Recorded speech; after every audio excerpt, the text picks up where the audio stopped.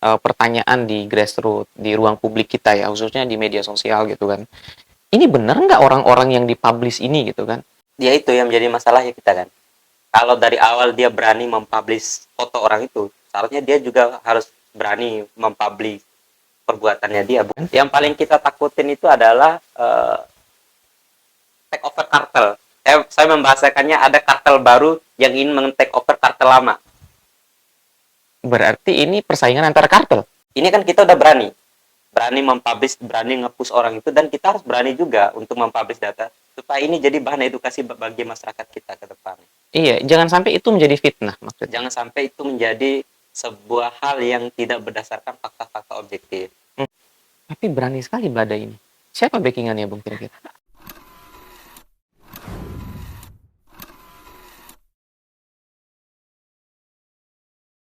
Wah.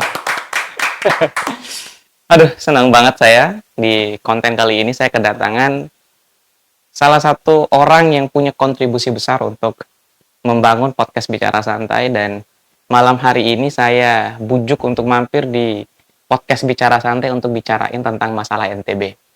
Saya kehadiran tamu spesial dan teman seperjuangan saya, Bung Angga. Siap, Bung. Halo Bung Angga. Halo. Bung Angga ini kok lemas nih? Tadi saya kira orang yang berkontribusi besar terhadap NTB. Saya jadi gubernur dong. Jadi gubernur saya jadinya. Iya. Terima kasih Bang udah ngundang. Oh, siap. Lama banget ya kita nggak pernah podcast lagi. Betul. Hampir setahunan. Banyak yang fitnah. Oh, ini Bang Yusril ini udah nggak mau berkawan sama Bung Angga. Enggak, ini Bung Angga ini lagi studi S3. Jadi wajar lah kita ditinggalkan kan. Kita ini apalah masih S1 gitu kan. Saya lagi sibuk studi dan beliau lagi sibuk ngurus pemerintahan NTB kita. Widih, siap. Tapi yang mau kita bicarakan ini adalah tentang NTB. Siap. Saya ini jujur teman-teman ngundang Bung Angga di podcast Bicara Santai ini tiba-tiba gitu loh. Dan belum ditentukan temanya apa, saya mau kasih tahu. Yang mau kita bicarakan tentang NTB. Dan yang lagi viral sekarang itu tentang narkoboi. Serius ini. Narkoba di NTB atau di Indonesia lah, tapi kita sampelnya tuh NTB, kasus di NTB yang ada di Kabupaten Bima, Kota Bima, di Dompu, itu yang di media sosial khususnya di Facebook itu viral banget. Karena ada satu kawannya Bung Angga, kawan seperjuangannya juga enggak? Betul. Itu yang ngeposting itu sudah sampai kloter ke berapa? 8. Ke-8 ya? Ke-8 itu aduh saya nggak bisa nyebut. Ini udah orang-orang yang ke-8 nih, rombongan yang ke-8 gitu. Rombongan ke-8 itu dipublish. Ini rombongan ke-8, fotonya viral di mana-mana. Ya. Diduga sebagai bandar dan pengedar narkoba. Yang mau saya tanyain nih sama Bung Angga, yang mau saya bicarakan sama Bung Angga itu adalah gimana sih sebenarnya kasus narkoba di NTB? Ini pertama kali kita coba lihat dulu nih. Ya. Tapi sebelumnya kan kita udah sepakat bahwa narkoba ini harus kita perangi kan? Siap. Nah, situasi di NTB tentang narkoba seperti apa, Bung?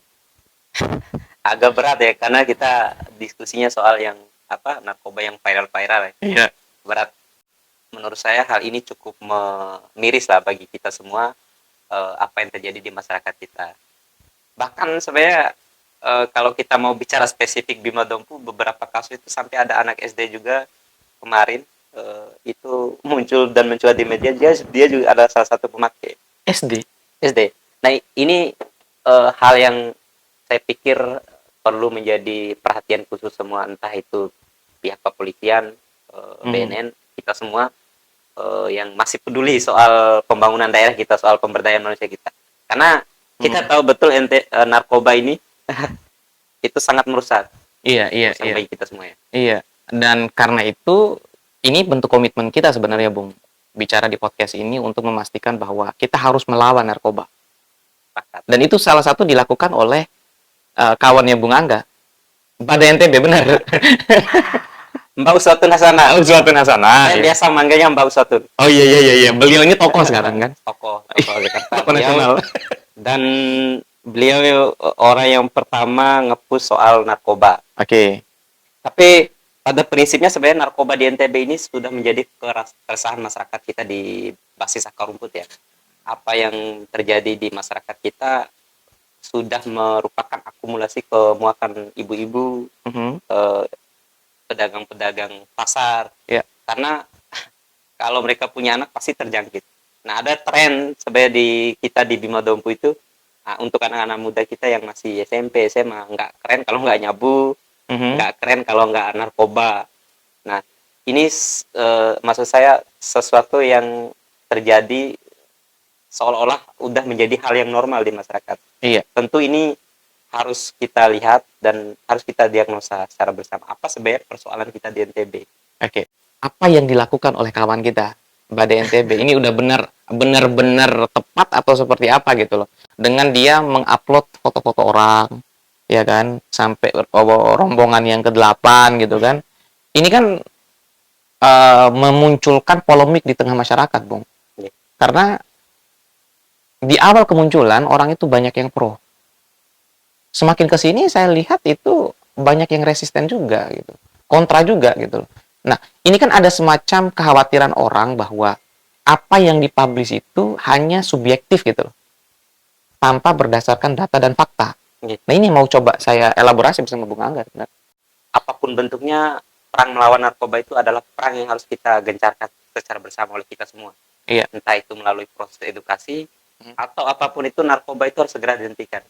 Nah, cuman pada persoalannya adalah banyak anomali yang terjadi oleh, menurut saya secara pribadi ya, di kawan Badai.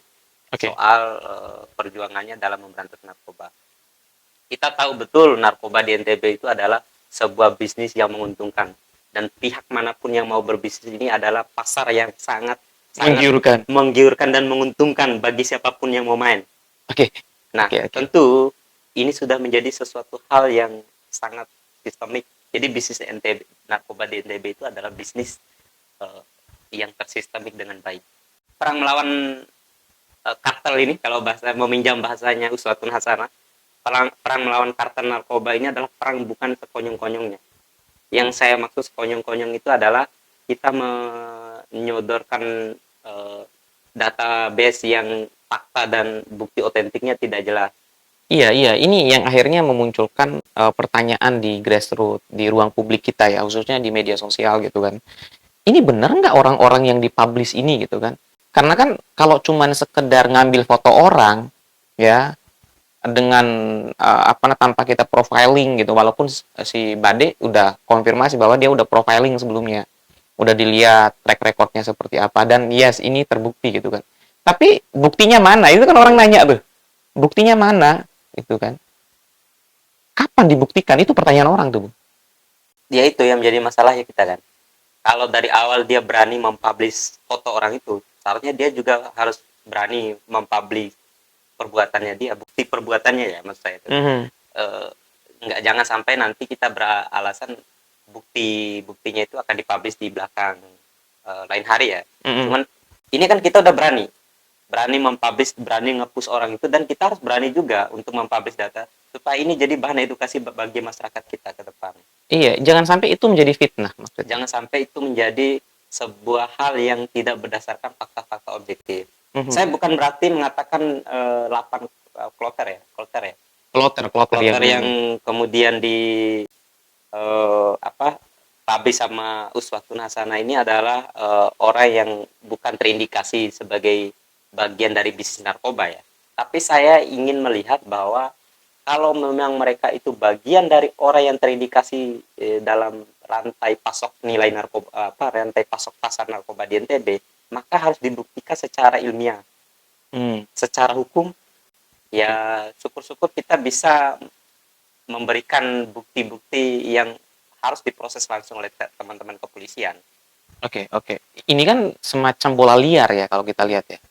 Ini bukan like dislike pada apa yang dilakukan. Kita perlu bawakan perkara ini pada, yes, kita sepakat bahwa memerangi narkoba itu harus kita lawan bersama. Tapi persoalannya adalah dengan disodorkan nama-nama orang itu kan ada efek dominonya, Bung. Fitnah bisa terjadi, ya kan? Apalagi dengan karakter kita orang Bima, ya, mudah tersulut emosi. Ketika dia punya keluarga menjadi korban dari narkoba, bisa aja orang yang di pos itu langsung dibacok tuh. langsung dihilangkan nyawanya sama pihak pihak keluarga dari korban yang belum tentu orang ini bersalah gitu loh maksud Iya. saya. Kan belum ada bukti nih, gitu loh. Jangan sampai apa yang kita lakukan ini justru itu menjadi konflik horizontal yang yang tak terelakkan di masyarakat. Karena kalau bola liar ini kita anggaplah bola liar. Dan saya masih berperspektif ini adalah bola liar. Mhm. Ini adalah bola liar yang terus dilempar ke masyarakat dan itu harus diterima mentah-mentah oleh kita tanpa ada proses ilmiah yang jelas, fakta-fakta objektif yang jelas. Tentu ini bisa menjadi bumerang. Bumerang yang awalnya kita niatnya untuk memperbaiki daerah kita, kemudian pada akhirnya ini menjadi konflik yang nggak bisa kita hindarkan satu sama lain. Ya karena benar katanya Bung Yusril. Kalau orang tua yang merasa Anaknya, muak ya. dengan situasi saat itu, kemudian dia tahu bahwa si ini bandar karena diposting fotonya, tentu bagi saya ini adalah hal yang harus perlu kita wanti-wanti dan waspadai secara bersama ya. Iya, yang mengkhawatirkan bila yang dipost itu nggak benar gitu loh, nggak benar terlibat gitu. Atau mungkin yang bersangkutan cuman pemakai, ya nggak sih? Kan pemakai Betul, sama pengedar atau bandar itu beda, Bung. Kalau pemakai, ya hukumannya itu ya dia direhabilitasi gitu loh. hmm, Tapi kalau dia itu pengedar sekaligus pemakai atau gembong narkoba lah gitu, bandar narkoba kan ada kartel. hukumannya gitu kan, hukuman pidana gitu. Ini kan dua hal yang Dua berbeda hal tuh. yang berbeda. Dari awal saya mengatakan bahwa bisnis narkoba ini adalah bisnis yang menguntungkan. Oke. Kartel siapapun yang pengen masuk ke wilayah itu adalah kartel yang punya pasar luas, pasar yang akan menggiurkan ke depan. Iya. Artinya adalah terlepas orang yang diposting oleh Uswatun Hasanah ini adalah benar itu bandar atau tidak, eh, yang mau kita lihat adalah bagaimana Uswatun Hasanah ini memperoleh data itu. Oke. Data bahwa benar mereka itu bandar ataukah ini hanya semacam opini liar dari individu dia dengan eh, asumsi-asumsi belakang, Mm, mm. ataukah ini hasil aduan masyarakat. Nah, itu perlu kita cross check juga tuh. Betul. Karena kalau ini adalah opini pribadi orang atau opini sendiri, maka saya berani mengatakan datanya harus perlu kita uji secara bersama ya. Mm, mm. Orang itu sebagai bandar atau tidak. Tapi kalau ini aduan masyarakat, ya kita harus fair juga, harus fair dalam artian kita harus menguji siapa yang mengadukan itu Benar nggak dia melihat, ya kan? secara langsung. Ada transaksi di situ gitu kan? Iya. Jangan sampai juga karena sentimen, Bung. Sentimen, sorry, misalkan tetangga nggak senang sama yang ini dia laporin ini terlibat gitu kan? Itu kan bisa aja gitu kan? Yang paling kita takutin itu adalah take over kartel. Saya membahasakannya ada kartel baru yang ingin men-take over kartel lama. Berarti ini persaingan antar kartel. Ya, kalau saya membahas, yang saya paling takutkan ya dalam situasi ini adalah persaingan antara kartel satu sama lain. Jadi bisa aja kartel pesaing narkobanya bandar yang satu, kemudian merasa pasarnya diambil alih oleh bandar yang kemudian dipos-pos misalnya Mm, dalam mm. tanda kutip anggaplah benar mereka bandar. Misalnya. Kalau ini aduan ya, aduan dari yang disebut masyarakat itu. Yang saya takutin itu adalah yang mengadukan itu adalah merupakan bagian dari kartel lain juga yang ingin ikut bermain setelah mereka dibungkus oleh pihak penegak hukum kita. Oke. Itu hanya asumsi ya, yang kita takutkan dalam situasi karena menurut saya gini, bisnis narkoba ini kan bisnis yang cukup sistemik. Mhm. Kalau memang Mbak Badai tahu soal bagaimana rantai pasok narkoba di NTB dari hulu sampai hilirnya, tentu yang harus kita push itu bukan bandar-bandar ngehe. Bukan yang kecil-kecil nih. Bukan bandar-bandar ecek-ecek. Oke, oke. Oke, Mbak Badai secara lugas mengatakan bandar itu ada di Polda, ya kan? Mm, Ya mm. udah, ayo kita push Poldanya. Karena yang memasok distribusi narkoba itu kan mereka. Kalau memang benar. Oke, oke. Nah, ini kan semacam bola liar. Kalau yang kita push itu adalah bandar-bandar kecil, sementara distribusi barang bandar-bandar besar itu tetap berjalan, ya maksud saya ini adalah perjuangan yang semacam tambal sulam. Sambal sulam. Akhirnya barang yang didistribusikan dari hulu itu hanya mencari tuan baru saja Hanya di mencari akar tuan rumput. baru. Kalau bahasanya teman-teman itu ya hanya mencari kartel baru. Ya Oke. udah, lu tangkap aja semua bandar-bandar ecek-ecek, bandar-bandar ngehe gitu. Nanti nanti ada bandar-bandar baru lagi kok. Oke. Nah, saya mau kembali Bung ke orang-orang yang di pos itu apakah dia benar terlibat atau enggak. Ini persoalan hajat orang banyak gitu sebenarnya. Ini persoalan nantinya akan ada konflik atau enggak. Karena kalau orang-orang ini hanya di post berdasarkan asumsi atau enggak ada bukti misalkan, ini kan sesuatu hal yang sorry to say misalkan bisa membodohi ruang publik kita gitu loh. Betul.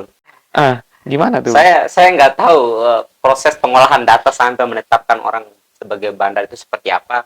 Eh, itu yang sampai detik ini belum bisa dikasih pertanggungjawaban publik ke kita ya. Mm-mm. Saya mengolah datanya seperti apa, pengumpulan datanya seperti apa, kemudian sampai pada kesimpulan dia ini bandar, itu kan yang sampai hari ini dia nggak mengurai secara jelas ke kita. Hanya kloter menjelaskan dia ini bandar bla bla bla bla tanpa ada bukti otentik bahwa benar dia itu melakukan transaksi, entah itu bukti foto, chat atau apapun, atau memang bukti penyelidikan tertentu. Ini yang saya pikir belum ada. Nah, yang kedua adalah soal penetapan foto ini, terakhir ya di kloter ke-8 itu saya melihat ada semacam anomali yang dilakukan oleh Mbak Badai. Oke. Semacam anomali itu, jangan sampai semua orang yang kemudian bertentangan dengan kita, hanya bertentangan dalam memandang soal narkoba di NTB, itu dianggap sebagai bagian dari bandar. Jadi kalau tidak salah yang ke-8 itu adalah rata-rata aktivis yang kemudian dipus oleh Badai dan dianggap sebagai bandar. Oke, bentar. Karena mengkritik Mbak Badai sebenarnya. Ini bahaya nih. Jangan-jangan nanti Bung sama saya nanti Ya, dituduh sebagai bandar juga. Naik foto ini bahaya ini, Pak. Serius. ya itu yang kita takutkan. Maksud saya adalah kita bisa aja berbeda pandangan dalam melihat situasi itu. Tapi menetapkan orang dengan sekonyong-konyong bahwa dia bandar, itu adalah sesuatu hal yang menurut saya terlalu terburu-buru. Jadi kesannya kita adalah saya mengkritik Mbak Badai, itu dianggap saya ini adalah orang yang di-backing oleh bandar lain.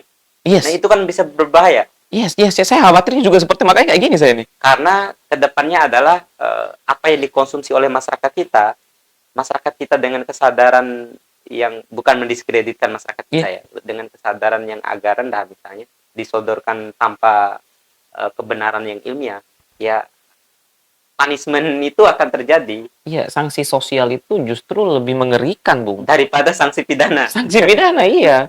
Apalagi di Bima itu, waduh nggak ada itu pidana. Kalau dia nggak suka, tebas aja tuh. Dibakar rumahnya. Gitu loh. Apalagi naik foto, Pak. Naik foto di Facebook, di media, dan yang nonton itu puluhan ribu, ratusan ribu mungkin ya. Dan kita nggak tahu ini benar orang bersalah atau enggak gitu kan. Kalau kita orang hukum kan orang bersalah tidak bersalah itu kan ketika ada putusan pengadilan. Normatif betul memang. Tetapi kan harus ada rentetan yang akhirnya kita bisa sampai pada kesimpulan dia terlibat dan lain sebagainya. Harus ada proses dong gitu. Yang juga itu disodorkan ke publik. Itu sih sebenarnya yang ditagih oleh masyarakat kita gitu. Betul. Karena saya begini.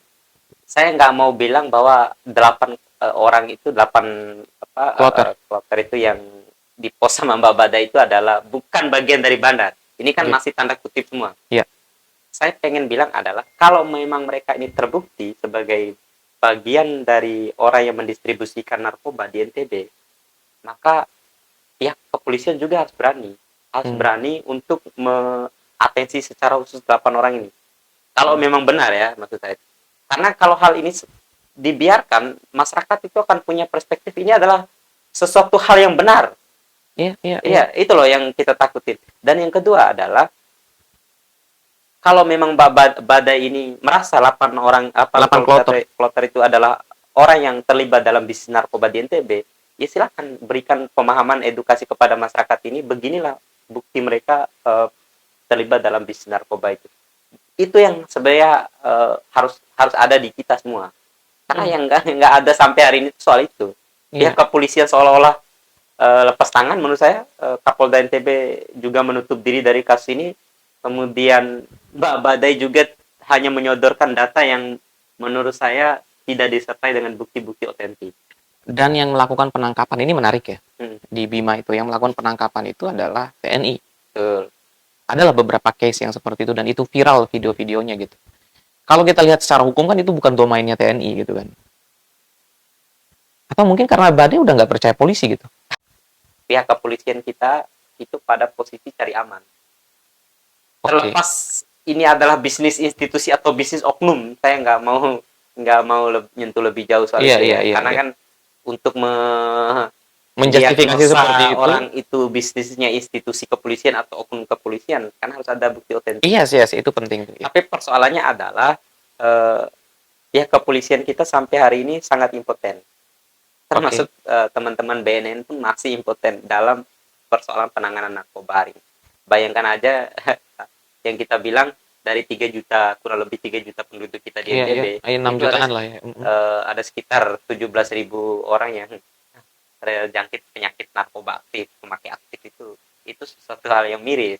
Iya, Nah, iya. ini membuktikan bahwa operasi senyapnya narkoba ini kan operasi yang sebenarnya berjalan terus di bawah Yang tanpa ada pressure dari pihak keamanan, dari pihak BNN dalam memberikan edukasi terhadap masyarakat kita. atau mungkin bisnis narkoba ini adalah bisnis yang diamankan. Kalau kita belajar ini, saya pengen agak luas sedikit ya. Kalau boleh. kita belajar soal narkoba di NTB di Indonesia itu, jadi Indonesia itu adalah salah satu negara transitnya narkoba. Jadi tahun 90-an Indonesia itu disuplai oleh pemasok-pemasok dari Timur Tengah. Jadi setelah 90-an muncul tahun 2000-an ke atas, pemasok-pemasok kita itu berasal dari negara-negara ASEAN seperti Myanmar, Laos, Kamboja, dan salah satu penyuplai terbesar itu Cina. Jadi kita itu adalah negara transit yang itu market pasarnya cukup besar. Oke. Untuk bisnis narkoba ini. Nah, perbedaan kita adalah antara bisnis narkoba Bali dengan NTB, salah satunya adalah kalau Bali itu kan didistribusi langsung oleh negara-negara seperti Amerika Latin, Meksiko. Orang Amerika Latin, Meksiko itu datang ke Bali bangun perusahaan sendiri, perusahaan narkoba, laboratorium sendiri, kemudian diedarkan melalui jual beli kripto. Oke. Dan itu sempat viral, ada dark webnya. Nah, sementara kalau di NTB, kita nggak punya laboratorium narkoba sendiri. Yang bermain akhirnya? Yang bermain itu adalah supply dari luar daerah, kemudian melalui elit-elit lokal kita. Wow. Kan kalau kita bicara elit-elit lokal kita siapa, menurut saya masyarakat bisa menentukan itu. Dan itu juga dimuat juga dalam foto-foto kloter-kloter yang dimuat sama Bade itu. Bade. Ada 2 loh politisi. Yang akhirnya juga melaporkan Bade gitu kan. Siapa namanya lupa saya. Siapa namanya, Bung? Pak Rafidin dengan Mbak Hilda. Oh, Mbak Hilda sama Pak Rafidin. Ini kan 2 politisi yang akhirnya juga masuk dalam kloter itu gitu loh. Nah, terlepas dari benar-benar terlibat atau enggak, ini kan sesuatu hal yang memprihatinkan gitu. Tapi kalau kita susun dengan puzzle argumentasi Bung Angga, ya masuk juga ini barang kayak gitu. Yang mungkin lupa lah oleh kita semua, kemudian Mbak Bada itu adalah soal bagaimana sirkulasi narkoba yang ada di desa-desa, kemudian di kecamatan-kecamatan yang ada di NTB, di Bima Dompu ya. Iya. Sirkulasinya itu terjadi justru hari ini jual beli narkoba kita bekerja sama dengan elit-elit lokal. Oke. Makanya saya kalau Mbak Badai pada analisanya sampai pada kesimpulan para Pidin dengan Mbak Hilda itu adalah bandar, saya belum sampai pada analisa itu. Saya sampai pada analisa bahwa semua elit kita yang ada di Bima itu bagian dari orang yang mendistribusikan narkoba. Artinya bukan cuma 2 orang ini. Bukan cuma 2 orang ini. Kalau mau fair-fairan, bukan juga yang lain dong. Nah, itu yang saya maksud. Yang nggak fairnya di Mbak Badai ini adalah setiap orang yang berseberangan dengan dia, maka itu akan ditetapkan bandar. Ya kalau kita fair, semua elit kita itu harus dites urin, harus ditelusuri lebih jauh bahwa mereka juga terlibat dalam bagian narkoba. Oke. Ya, sebentar. Berarti dalam urusan-urusan politik, narkoba ini berperan? Dalam kontestasi pilkada serentak kemarin, itu saya menemukan beberapa case. Beberapa case di beberapa kecamatan, salah satunya di Kecamatan Monta Selatan. Iya. Di Monta Dalam kalau bahasanya. Di Kecamatan Monta Selatan itu adalah ada salah satu praktik yang cukup viral sekarang. Kalau elit mau nyalon, maka harus bekerja sama dengan bandar-bandar di daerah setempat. Jadi siapapun yang mau nyalon jadi DPR atau kades atau apapun, dia harus bekerja sama dengan bandar. Minta uang ke situ. Bukan minta barang. Jadi transaksinya itu bukan dalam bentuk money politik, tapi transaksi dalam bentuk barang narkoba. Jadi Wow. ada klaster pemilih masyarakat kita yang tadi saya bilang itu klaster pemilih apa pemakai aktif, Mhm. dan klaster yang masyarakat nggak pemakai.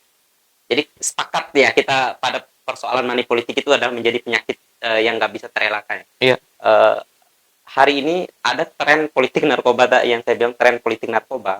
Jadi elit menyalonkan diri jadi DPR atau apapun di kampung-kampung di dapil tertentu di Bima, dia harus bekerja sama dengan bandar. Si bandar kemudian menyuplai barang, memberikan barang untuk menjadi bahan transaksi Oke. di masyarakat kita. Jadi kalau lu mau narkoba, lu harus pilih gue. Wow, Pilih barang. jadi justru yang diberikan itu barangnya, bukan uang. Betul. Itu yang saya temukan selama saya kemarin kembali ke kampung-kampung.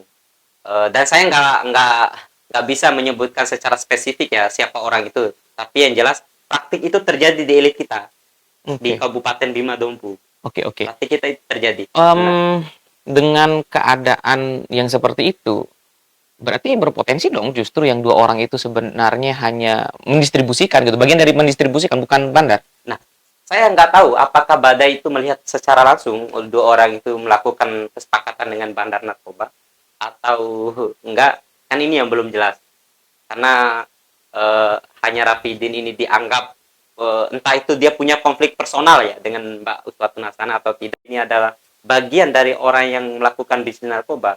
Ayo dong tunjukkan buktinya ke polisian. Biar maksud saya itu masyarakat gerakan sipil kita, civil society kita itu juga mempresur hal ini di kepolisian. Iya, iya, iya. Nggak akhirnya menjadi bola liar itu Tidak maksud saya, hanya Bung. menjadi bola liar. Nah, sekarang kan adalah karena nggak dibawa ke kepolisian ya, dan kepolisian juga absen di situ, dia nggak bersuara gitu kan dalam kasus-kasus ini. Akhirnya masyarakat itu seolah mengonsumsi isu yang kebenarannya belum bisa kita ukur nih, benar atau enggak. Kan ini hanya berdasarkan postingan Facebook, orang muncul ini sebagai bandar, ini pengedar, ini terlibat, ini inteli, ya istilah-istilahnya ini koba-koba dan sebagainya. Tapi kita nggak tahu itu benar atau enggaknya. Ya karena tadi tidak ada proses penelitian yang ilmiah yang dilakukan oleh teman-teman organisasi SEMI maupun Mbak Uswatun Hasanah sendiri. Karena yang data yang disodorkan ke kita itu tanpa melalui metodologi ilmiah, tanpa fakta-fakta objektif, tanpa bukti-bukti otentik kalau memang dia itu adalah seorang bandar. Iya, iya. Sehingga kita masih pada sisi bahwa kita ada pada posisi yang tumpang tindih sebenarnya masyarakat kita. Ya udah, masyarakat yang terlanjur percaya bahwa ini adalah bandar, dia akan terlalu percaya. Nah, maksud saya adalah untuk masyarakat kita juga ke depan kita harus bisa berpikir jernih.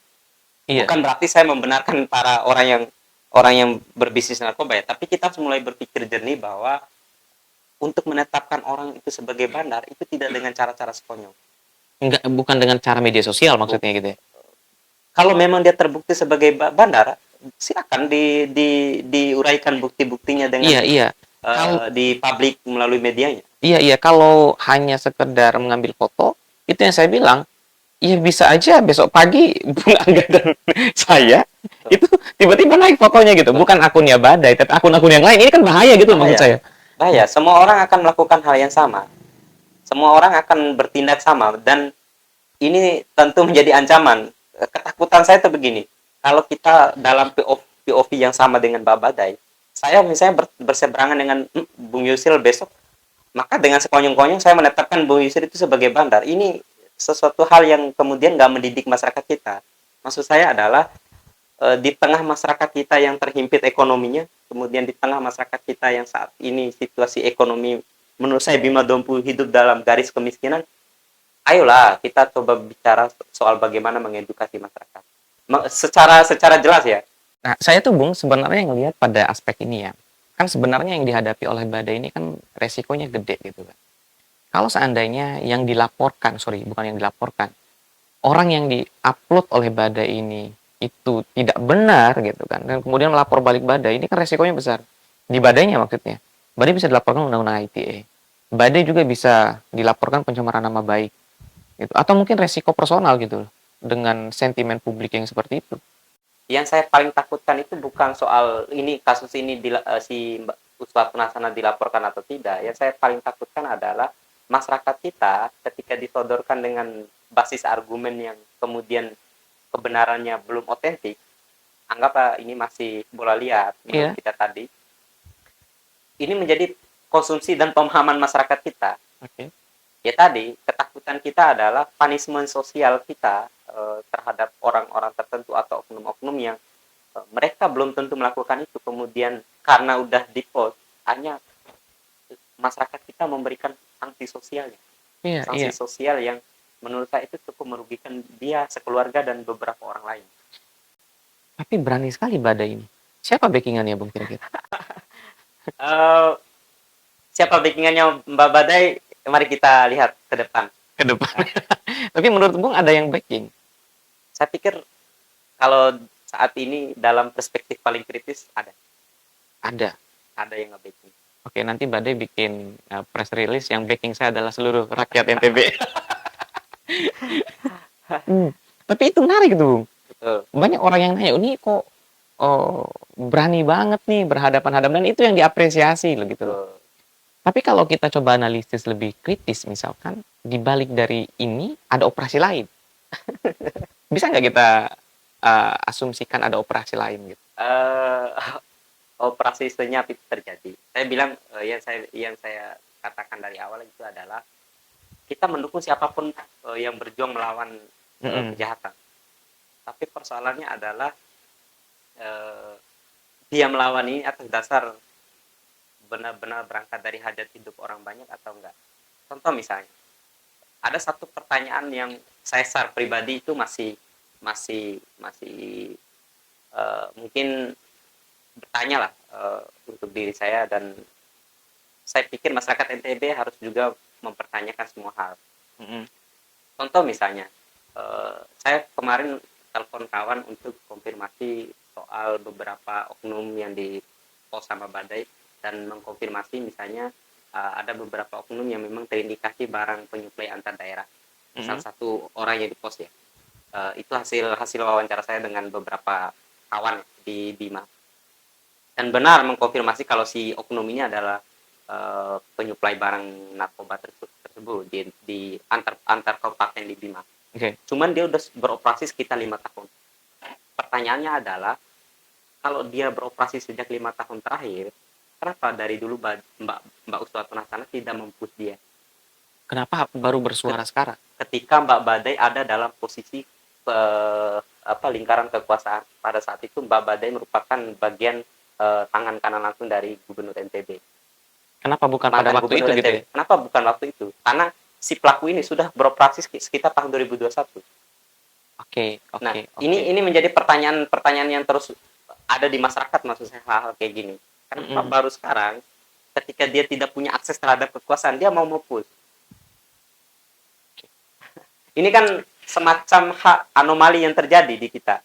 Oke. Dan kok bisa orang ini muncul namanya ketika, maksud saya itu logika kita sebagai seorang aktivis atau seorang pejuang itu adalah ketika saya punya akses terhadap kekuasaan, saya bisa bertemu langsung dengan gubernur, dia beroperasi lama, kan orang ini kan cepat dieksekusi. Bisa aja selesai itu barang dari Bisa kemarin aja selesai, gitu. karena kan saya punya akses langsung terhadap gubernur. Tapi kalau alasannya adalah ya kebuktinya baru sekarang gitu. Buktinya baru sekarang, ya saya nggak tahu, itu kan makanya kan proses pengolahan data Mbak Badai sampai menetapkan orang itu tersangka kan itu yang belum dipublish ke kita. Iya. Dan gini Bung. Kalau pemain-pemain yang menjadi pengedar di Bima kan sudah lama lah kita tahu gitu siapa orangnya, siapa pemainnya gitu kan. Tapi menarik gitu, kenapa baru dinaikkan itu ketika situasi-situasi ini udah berubah gitu kan. Makanya Mbak Badai pernah sempat berstatement, jangan menghubungkan ini dengan analisa politik. Wow. Kenapa tiba-tiba ada seperti itu? Nggak tahu, saya pernah baca salah satu statusnya di WhatsApp itu adalah jangan menghubung-hubungkan ini dengan situasi politik. Terlepas dalam konteks politik atau tidak, menurut saya ini adalah sesuatu hal yang harus kita terus pertanyakan. Dan Iya. maksud saya adalah kita semua, bukan hanya Mbak Badai, tugas kita semua adalah tugas kita mendidik masyarakat kita dengan sesuatu hal yang sangat benar, bukan mendidik masyarakat kita dengan sesuatu yang sekonyong-konyongnya kita. Mhm. Karena kalau seperti ini terus, masyarakat yang tidak punya pemahaman lebih jauh, ini akan menjadi pemahaman yang liar di masyarakat kita. Iya, menerima begitu aja gitu. Ibu-ibu di pasar-pasar, kemudian ibu-ibu yang bekerja di sebagai nelayan, ketika menerima ini berangkat dari pemuakan anaknya, keluarganya yang sudah terjangkit narkoba, itu tentu akan sangat menerima dengan tanpa proses filter yang jelas. Disitulah tugas kita untuk mendidik gitu. Ketika kita menyimpulkan sesuatu hal, kita juga harus menjelaskan ya, rentetan itu kita kan. harus bisa mengurai secara eksplisit kenapa orang ini bisa ditetapkan sebagai bandar. Oke. Kan itu yang nggak eksplisit. Mbak Badai dari awal saya mengikuti terus perkembangannya. Sebenarnya saya nggak mau respon, cuman ya karena ini menurut saya perlu kita respon secara bersama untuk NTB. Dari awal setiap press release yang dikeluarkan oleh entah itu organisasinya SEMI maupun Mbak Badai secara personal itu tidak mengurai secara eksplisit kenapa orang itu bandar. Dia hanya mengurai bahwa orang ini melakukan bisnis antar daerah, backingan ini tanpa ada bukti otentik. Oke. Dan itu yang kita desak sebenarnya. Dan itu yang kita desak. Itu yang kita Karena desak. itu penting Iya. bagi saya, penting bagi Bung itu, dan penting bagi pihak kepolisian. Penting juga untuk seluruh masyarakat NTB. supaya masyarakat dicerdaskan. Gitu loh. Jangan sampai akhirnya apa yang diperjuangkan oleh Badai dan apa yang juga kita perjuangkan dalam memerangi narkoba ini kesannya subjektif. Karena kalau ini kemudian gagal perjuangan ini, perjuangan selanjutnya akan mengalami distrust, ketidakpercayaan masyarakat. Oh, palingan mainannya kayak kemarin lagi gitu loh. Nah, karena itu kalaupun dia ini benar, ya come on, tunjukin kebenarannya apa gitu loh. Karena kan efek domino yang terjadi, misalnya kalau ini gagal, perjuangan seperti ini, bukan Mbak Badai yang akan menanggung sanksi sosialnya, tapi aktivis-aktivis selanjutnya itu akan mendapat sanksi sosial dari masyarakat. Kedepannya perjuangan mahasiswa, perjuangan aktivis itu tidak akan dipercaya lagi oleh masyarakat kita. Karena pada akhirnya ranah domain masyarakat kita akan sampai pada cara berpikir, semua aktivis itu aktum semua, semua aktivis itu pemain semua. Yes. Dan itu yang paling kita takutkan, maksud saya. Ya, saya sangat berharap ya Mbak Uswatun Hasanah itu mampu menyodorkan bukti-bukti otentik untuk kita semua. Karena sampai hari ini, sampai detik ini, orang yang dipush sama Mbak Badai itu 8 kopter itu belum ada satupun yang ditetapkan sebagai tersangka. Karena ini menjadi sesuatu hal yang sangat menjadi tanda tanya besar untuk kita semua. Oke. Dan itu kita desak penegak hukum untuk benar-benar menseriuskan kasus ini. Panggil semua orang itu, termasuk Mbak Badainya, untuk diproses. Kalau memang Mbak Badainya mampu membuktikan, silakan proses. Nah, itu maksud saya, sampai sekarang nggak ada tuh, gitu loh. Dan itu yang kita tunggu, Bung ya. Betul. Dan yang paling saya tunggu itu kawan-kawan semua adalah siapa di balik Badai. Iya, nggak, maksudnya berani banget ini orang kan gitu kan. Rakyat di belakangnya. Oh, rakyat ya. Oke. Makasih banyak, Bang. Makasih Bung Kobel, Bung Angga. Makasih.